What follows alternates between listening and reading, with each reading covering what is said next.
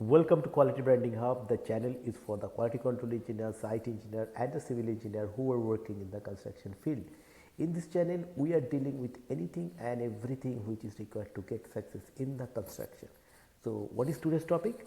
आज का टॉपिक्स भी आज बहुत इम्पॉर्टेंट है क्योंकि मेरे पास बहुत सारा क्वेश्चंस आया था जे कैसे हम लोग सीमेंट को चूज़ किया जाए, कौन सा सीमेंट सही है हमारा प्रोजेक्ट के लिए. तो what is the right choice और how to choose the right type of cement for your work.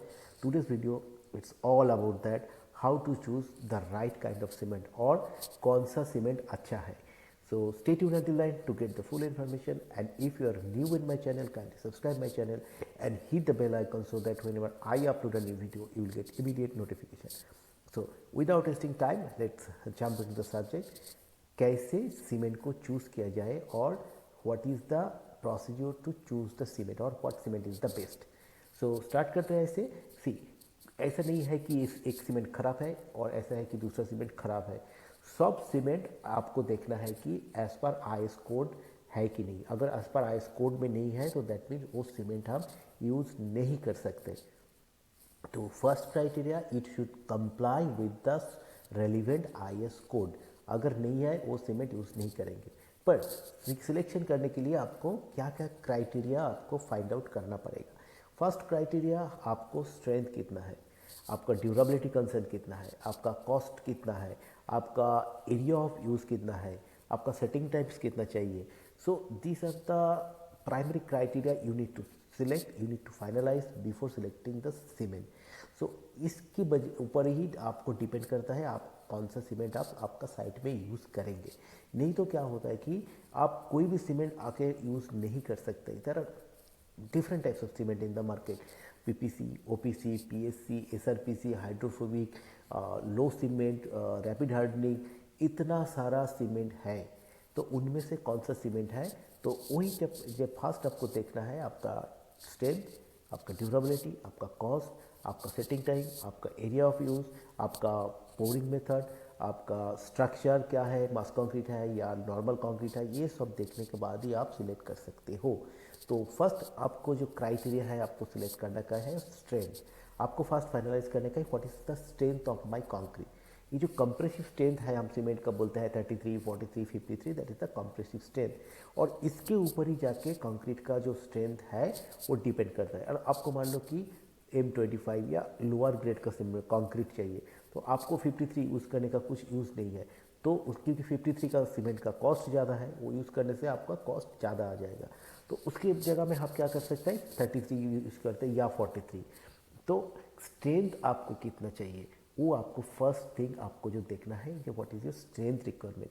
उसके साथ साथ आपको type of construction, second point is type of construction. क्या क्या टाइप ऑफ कंस्ट्रक्शन हो सकता है, आपका आरसीसी हो सकता है, आपका पीसीसी हो सकता है, आपका ब्लॉक वर्क, आपका plaster. That are all the different types of construction. और एरिया ऑफ कंस्ट्रक्शन भी डिफरेंट हो सकता है. मास कंक्रीट, कोई एरिया आपका कोस्टल एरिया है, कोई रेनी एरिया है, कोई स्नो एरिया है. तो उसकी वजह से वो एनवायरनमेंट को विथस्टैंड करने के लिए आपको जो सीमेंट सुइटेबल है वो आपको यूज़ करना है. तो what is the type of construction, second point वो आपको देखना है. थर्ड पॉइंट क्या है, setting time. That is very much important because within the setting time we need to pour the concrete. आपको उसी के अंदर आपको कॉन्क्रीट को पोर करना है. तो आपको क्या करना है कि सीमेंट का सेटिंग टाइम क्या है ये आपको जानने का है. अगर मान लो कि आप जहाँ कंक्रीट कर रहे हो उधर ही आपको पोरिंग एरिया है तो उसमें आपको सेटिंग टाइम तो ज़्यादा नहीं चाहिए. उसी हिसाब से आप चूज़ करो जो जिसका सेटिंग टाइम कम है. या नहीं तो ज़्यादा से लॉन्ग डिस्टेंस है या टाइम आपको ज़्यादा लग रहा है पोरिंग करने के लिए, उसी टाइम आपको सेटिंग टाइम ज़्यादा एनहांस करना पड़ेगा. उसी हिसाब से आपको सीमेंट चूज़ करना पड़ेगा. The fourth criteria is durability condition. Now what is durability. Durability is how a concrete will withstand with the environment. क्योंकि आपको कंक्रीट तो एनवायरनमेंट में रखना है. तो क्लोराइड है, सल्फेट है, कार्बन डाइऑक्साइड है, मॉइस्चर है, ये सब मिलके कंक्रीट के ऊपर एक डेट्रीमेंटल इफेक्ट होता है.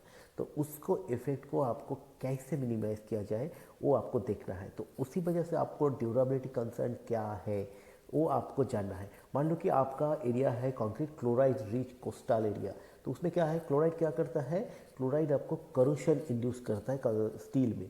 तो आपको sulphate resistant and corrosion resistant cement को यूज़ करना पड़ेगा, जैसे पीएससी, एसआरपीसी ऐसे। आप आपको मान लो कि हॉट वेदर में आप कंक्रीट कर रहे हो, तो हॉट वेदर में क्या होता है, हीट तो ज़्यादा है। अगर आपने ऐसा सीमेंट यूज़ कर दिया जिसका हीट ऑफ हाइड्रेशन ज़्यादा है, तो ऑटोमेटिकली और ज़्यादा हीट प्रोड्यूस हो जाएगा। तो उसी टाइम आपका स्लोअर हीट ऑफ हाइड्रेशन जो है वो यूज़ करना, पीपीसी या पीएससी, क्योंकि इसका heat of hydration process slower then the OPC. OPC use करेंगे तो हीट ऑफ हाइड्रेशन ज़्यादा है, तो उसमें थर्मल क्रैक जनरेट होगा। सो अगर इंडस्ट्रियल एरिया विथ केमिकल्स है तो उसमें भी जाके स्लैग सीमेंट या एसआरपीसी सीमेंट यूज़ कर सकते हैं। तो आपका ड्यूरेबिलिटी कंसर्न क्या है, आपका एरिया ऑफ यूज़ क्या है, उसके वजह से उस हिसाब से आप सीमेंट को चूज़ कीजिए। जहाँ इंडस्ट्रियल एरिया जहाँ है ओपीसी यूज़ करेंगे तो OPC prone to break down. So क्या होगा ना, ये जो इंडस्ट्रियल केमिकल्स है ओपीसी में immediate without any resistance it will go inside और आपको ये कंक्रीट को डिटोरेट करेंगे। तो उसकी वजह से क्या होगा, आपका सीमेंट को, आपका कंक्रीट को स्ट्रेंथ, ड्यूरेबिलिटी ये प्रॉब्लम हो जाएगा। तो क्या आपका एरिया है, क्या आपका ड्यूरेबिलिटी कंसर्न है, उसी हिसाब से आप चूज़ कीजिए कौन सा type of cement. Then heat of hydration. Now heat of hydration क्या है, heat of hydration all we know that when we add water, हम जब ऐड करते हैं वाटर सीमेंट में जो रिएक्शन होता है दैट इज एक्सोथर्मिक रिएक्शन और उसमें ज़्यादा हीट प्रोड्यूस होता है, इसको बोलता है हीट ऑफ हाइड्रेशन। ना आप अगर मास कंक्रीट में काम कर रहे हैं तो उसमें क्या होगा, आपको हीट ऑफ हाइड्रेशन को कंट्रोल्ड वे में करना है, ज़्यादा हीट प्रोड्यूस नहीं करना है। ज़्यादा हीट प्रोड्यूस होगा क्या होगा, तो थर्मल क्रैक जनरेट हो जाएगा जो कंक्रीट के लिए हार्मफुल है। तो उस टाइम आपको ओपीसी यूज़ नहीं करने का, ओपीसी का हीट ऑफ हाइड्रेशन ज़्यादा है। उधर जाके आपको पीपीसी या पीएससी या आपको जीजीबीएस या माइक्रो जीजीबीएस या स्लैग यूज़ करना है, जो इसको हीट ऑफ हाइड्रेशन को आपको कम कर सकते हैं। तो इसके हिसाब से आपको चूज़ करना है कौन सा cement. Then workability requirement. Now workability क्या है, वर्कबिलिटी है how is concrete should be prepare, transport, place and pouring. ये चारों चीज़ आपको जितना इजी में हो सकता है, that's called the concrete workability. अभी कंक्रीट वर्कबिलिटी के लिए भी आपको सीमेंट टाइप डिफरेंट डिफरेंट होता है, उसके लिए भी आपको चूज करना पड़ेगा। For pumping concrete high workability is required, so PPC gives good workability, PSC also smooth and done, OPC will give high strength but needs more water reducing admixture, because ये OPC 53 होने क्या होगा, तो ज़्यादा heat of production और heat पैदा होगा, heat of generate हो जाएगा, तो उसको रिड्यूस करने के लिए आपको एडमिक्सचर देना पड़ेगा क्योंकि ये हाई वाटर डिमांड होता है। तो ये सब का हिसाब भी आपको करना पड़ेगा ड्यूरेबिलिटी और क्यूबिलिटी कंसर्न में। Then availability and consistency in quality, यह क्या होता है कि हम जहाँ काम कर रहे हैं उसमें क्या अवेलेबल है, क्योंकि एज पर IGBC गाइडलाइंस आपको जो भी है विद इन द 200 किलोमीटर आपको माल लेना पड़ेगा साइट में, उससे ज़्यादा रहेंगे तो IGBC में नेगेटिव इम्पैक्ट होता है। तो availability and consistency also is a criteria. So with consistent test report, good packaging, proper manufacturing date, not more than 3 month, cement का हम सब लोग जानते हैं, तो ये सब भी आपको चेक करना है। Then cost and life cycle value, what is that cost. See हम लोग जो कंक्रीट करते हैं 1 दिन या 2 दिन के लिए नहीं, हमको इस स्ट्रक्चर को देना है 100 ईयर्स या 70 ईयर्स 80 ईयर्स वॉट एवर इसका लाइफ स्पैन है, तो उसको लाइफ स्पैन को रखने का है, तो ऐसा सीमेंट यूज़ करना है जो रिएक्ट होने का चांसेस कम है और ड्यूरेबिलिटी ज़्यादा है। तो cheapest cement is not the best always, that is the consideration that कि जो सीमेंट बाजार में मिल गया उसको लेके आओ ना, आपको क्या क्या जो पॉइंट्स हम लोग बोलते हैं इसको देखने का। Then PSC might cost slightly more but gives 40 to 60% corrosion resistance. So क्या होना, कॉरोशन रेजिस्टेंस आपका क्राइटेरिया है लाइफ साइकिल को देना है, अगर कॉरोशन ज़्यादा हो गया तो कंक्रीट का लाइफ साइकिल कम हो जाएगा। तो अगर लाइफ साइकिल जो वैल्यू है वो कितना है, उसके हिसाब से आपको आपका कंक्रीट जो है वो आपको चूज़ करना पड़ेगा। देन आई स्टैंडर्ड कॉम्प्लाइंस, ऐसे मैं आपको ऑलरेडी बता दिया कि जो भी सीमेंट है आप यूज़ कर सकते हो as per your requirement, as per your area, but it should be in compliance with the IS code. There are different IS code, IS 269, IS 1489, 455, 8041, 12380. It's all that it's a different types of cement, and for the different types of cement आपका different types of का IS code, तो आपको IS code का compliance होना चाहिए। Then क्या है ना, self life and manufacturing week, ये हम क्वालिटी कंट्रोल का पार्ट है कि 3 महीने के अंदर हमको यूज़ करना है, क्योंकि आफ्टर 3 महीना वो कंक्रीट का स्ट्रेंथ डिटोरेट हो जाता है, लम्प फॉर्म हो जाता है, मॉइस्चर कैरी करता है। तो उसको क्या करना है, उसको इमीडिएटली यूज़ करना है और वो भी चेक करना है एज पर क्वालिटी कंट्रोल। सो हमने क्या क्या डिस्कस किया, क्या क्या कंसिडर करने का before selecting of the types of cement for your projects, that is a strength requirement, types of structure, then setting time, workability requirement, availability and consistency, cost and life cycle, I standard and shelf life. So these are all the criteria whenever you are selecting a cement. आपको पहले तय करना पड़ेगा जी कि हमारा क्या है, क्या स्ट्रक्चर है, कि कौन सा एरिया है, कौन सा स्ट्रेंथ है, ड्यूरेबिलिटी कंसर्न क्या है, अवेलेबिलिटी क्या है और उसके बाद कॉस्ट क्या है। ये सब जज करने के बाद ही आपको सीमेंट चूज़ करना पड़ेगा। It is not that the ये सीमेंट अच्छा है, वो सीमेंट खराब है, वो सीमेंट में जान नहीं है। It's not, all in compliance with the IS code and सबका सीमेंट का डिफरेंट डिफरेंट यूज़ है। तो इसीलिए ज़्यादा आपको देखना है first area of use, location क्या है, स्ट्रेंथ क्या है, ड्यूरेबिलिटी क्या है, पर्पस क्या है, कॉस्ट क्या है, सेटिंग टाइम क्या है। ये सब जानने के बाद ही आप अपना सीमेंट चूज़ कीजिए। इट्स नॉट दैट कि बाजार में जो मिलता है एक चीज़ खराब है दूसरा चीज़ अच्छा है। It's not like that, all are IS compliance. If not IS compliance, don't use that one, it's my advice. And check all this criteria and accordingly you select your cement.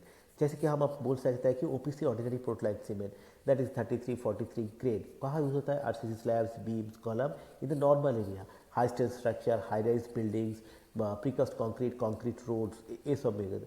और ओपीसी 43 कहाँ use होता है, plastering work, brick work, sliding, flooring and small RCC work. अभी OPC PPC that is Portland pozzolana cement, ये कहाँ use होता है, lower heat of hydration, better crack resistance, longer durability, best for the plaster, no shrinkage cracks, क्योंकि OPC में shrinkage cracks ज़्यादा होता है तो इसमें आप पीपीसी यूज़ कर सकते हैं। And residential building, plastering and masonry work, water tanks, raft foundation, इसमें आप यूज़ कर सकते हैं PPC. Then PSC Portland slag cement, excellent sulphate resistance. So कौन सी जगह में, एक्सेलेंट क्लोराइड रेजिस्टेंस। सो आपको जिधर सल्फेट एंड क्लोराइड ज़्यादा है इन्वायरमेंट में या सॉइल में, वो जगह में आपको पीएससी यूज़ करना पड़ेगा। तो इन्वायरमेंट से जो सल्फेट क्लोराइड आएगा इसको वो रेजिस्ट करेगा। देन कहाँ यूज़ करता है, coastal projects, bridges, ports, marine structure, Suez treatment plant, industrial chemical exposure, long lasting RCC structure. तो ये सब जगह में आप ये यूज़ कर सकते हैं। Then SRC, sulphate resistant cement, foundation in black cotton soil, not the black cotton soil, we are not making any foundation in black cotton soil as well, but if there is a sulfate content more in that soil, we can use the sulfate resistant cement or the SRC. Then sewage treatment plant, why? Because in the sewage treatment plant there are tremendous amount of sulfate is there, so to withstand that you need to SRC cement. Chemical factories, water retaining structure. Then rapid hardening cement we have, where you can use rapid repair, cold weathering and concrete, precast element and emergency structure, जहाँ आपको जल्दी immediately strength gain होना चाहिए, वो जगह में आप rapid hardening cement use कर सकते हैं, क्योंकि आपको 3 दिन में स्ट्रेंथ चाहिए हो सकता है एज पर प्रोजेक्ट रिक्वायरमेंट, तो उसी जगह में जाके आप रैपिड हार्डनिंग सीमेंट को यूज़ कीजिए। Now white cement, white cement क्या है, आर्किटेक्चरल फिनिश, जहाँ आपको एकदम फिनिशिंग बराबर चाहिए, वो जगह में जाके आपको व्हाइट सीमेंट यूज़ कीजिए। Architectural finish, tile adhesive, decorative work, marble and stone work, in that area white cement is useful, so use that one. And last not least, that is hydrophobic cement, used for the long term storage, damp condition and water tanks, because it's repel the water, so that's why it is called a hydrophobic cement. So ये भी आप use कर सकते हैं as per the requirement. तो ये हो गया आपका डिफरेंट टाइप्स ऑफ सीमेंट। तो आज हम क्या क्या डिस्कस किया कि what is the criteria for selecting of the cement for your project और for your work, and what is the different types of cement we can use in the industry in a nutshell. So these are all about the which cement is best in the industry. No cement, every cement is good as per their uses. So I hope you find it useful, and if you find it useful, kindly subscribe my channel and hit the bell icon so that whenever I upload a new video, you'll get immediate notification. And I'm waiting for your valuable comments, so that from your valuable comment, everybody will be benefited. And if you want to know anything more about quality control and construction, please let me know. I will come with more content like this. And thank you once again for watching me.